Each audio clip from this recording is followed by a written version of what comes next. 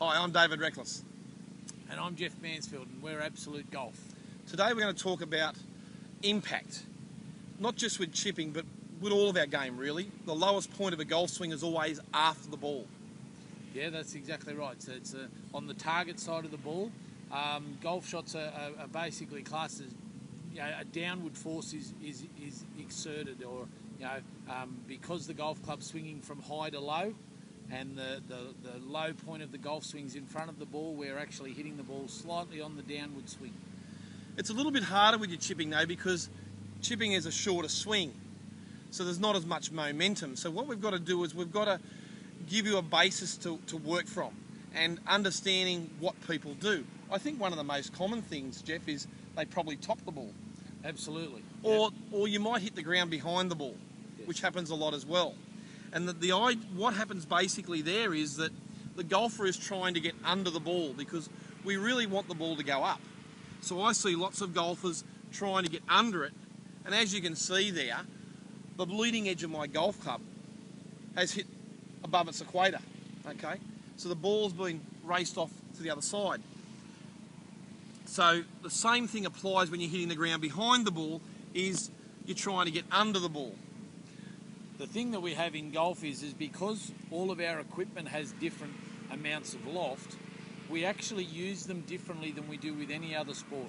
If you're a cricketer and you want to hit the ball in the air, well then it's your job to make sure you're swinging up. If you're a tennis player or a squash player or a baseballer, you hit the ball on the up to make it go up. With a golf club, because the golf club has the loft, your job is just to make sure that you hit the loft and let the loft on the golf club do the work. So we want to hit the centre of the club face. Okay, with all shots it'd be nice to hit the centre. Now when you're topping the ball, you're hitting below the centre of the club face. Also when you're hitting the ground behind it, is you're trying to get the bottom of the club face onto the ball. And this causes a miss hit. So if I rest the golf club behind the ball, you'll notice in its address position that the ball is going to hit the bottom of the club face. But when we hit a golf shot at impact, you'll see the grip moves forward, okay? And now you'll see the ball has a better chance of hitting the centre of the club face. And as we discussed in the last series of videos, the handle moves forward that way because of the body rotation. So a lot of people are trying to get their hands in front of the ball, but you can't do that unless your body is turning that way. Remember, the golf club head always follows the grip, and the only way that can happen is if my body's turning that way. Jeff, why don't you demonstrate for us? Jeff being a right-handed, for most of you right-handers, Jeff will set up with a very narrow stance, because chipping we don't want to go very far. His ball is pretty central in his stance, and the club's swinging from high to low.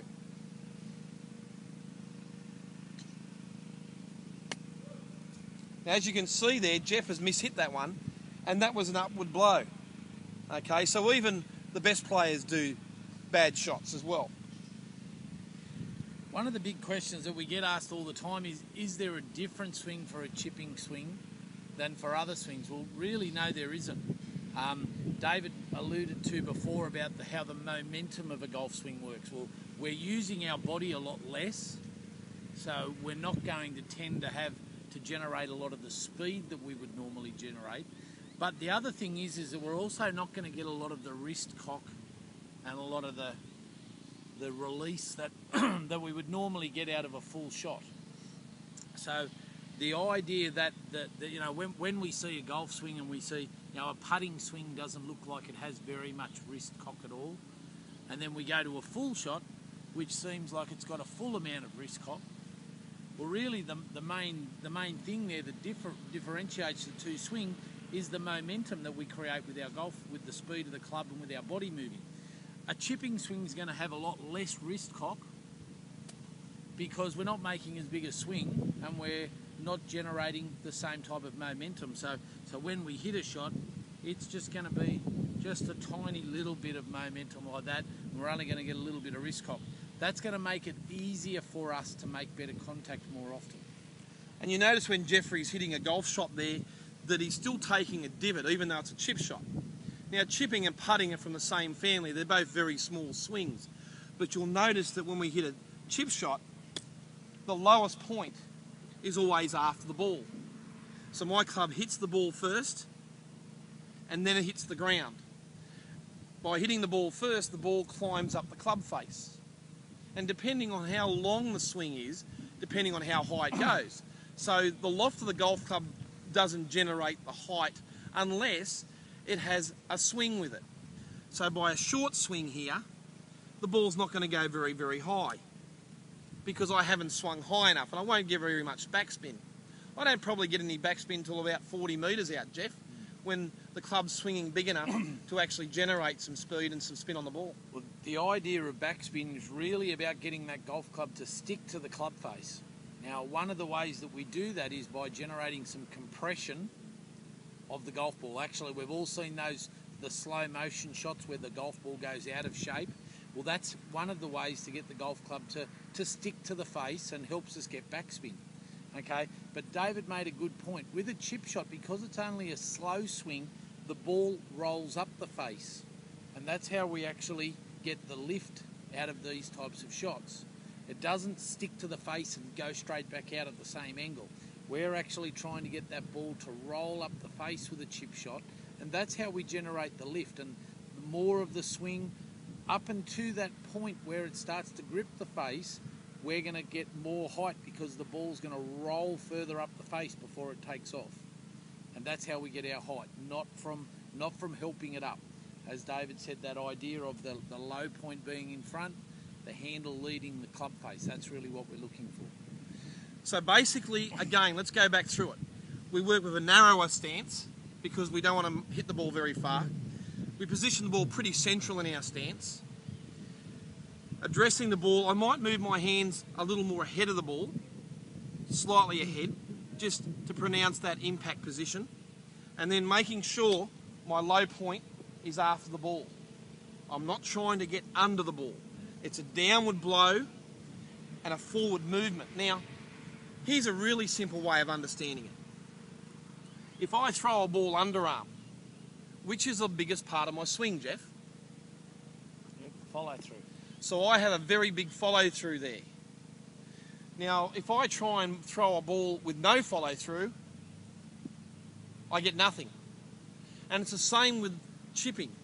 Chipping, because it's a short swing, we're a bit scared of it not going far enough, or we're a bit scared of it going too far, so we tend to try and control what the club's going to do.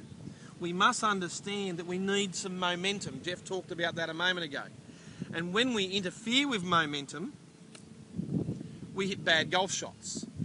We've got to make sure the golf club swings through. I like one thing, Jeff, you always talk about is if the club goes back this far, it should come through further. Can you show us what you do with that? Well, the idea really is that again, and it does come from momentum. The more we can get this golf club swinging, the more it will follow through all on its own. See how, and again, David made a good point about interfering with the momentum. Now, if I hold the golf club lightly enough, and this does revisit what we did in the last lot of schools, if I hold the golf club lightly enough, the golf club, we can actually start to create a bit of momentum with that. So that feeling that we want is that the golf club's going to swing back, and it just follows through on its own. Really all I'm doing is going through with it. It's making it look like I'm swinging it, but that's not really the case. I'm just moving through with the shot. And the reason we interfere with momentum is because of lack of confidence. Yes. We're not quite sure what's going to happen. We tighten up. This is an area of the game that most people don't practice because it doesn't make them feel good. But you can practice this anywhere, at home, in the backyard. You only need a very small area. You might chip into the washing basket like I used to. It's a really good way of practicing your chipping. And then, once you have the confidence and you go onto the golf course, you're not actually worried about mishitting it. How many of you stand over a chip and go, gee, I hope this works out? Well, I see that happen every day because this area of the game is not worked on enough. But the simple principles are that you must hit the ground after the ball, the lowest points after the ball, and you must have momentum.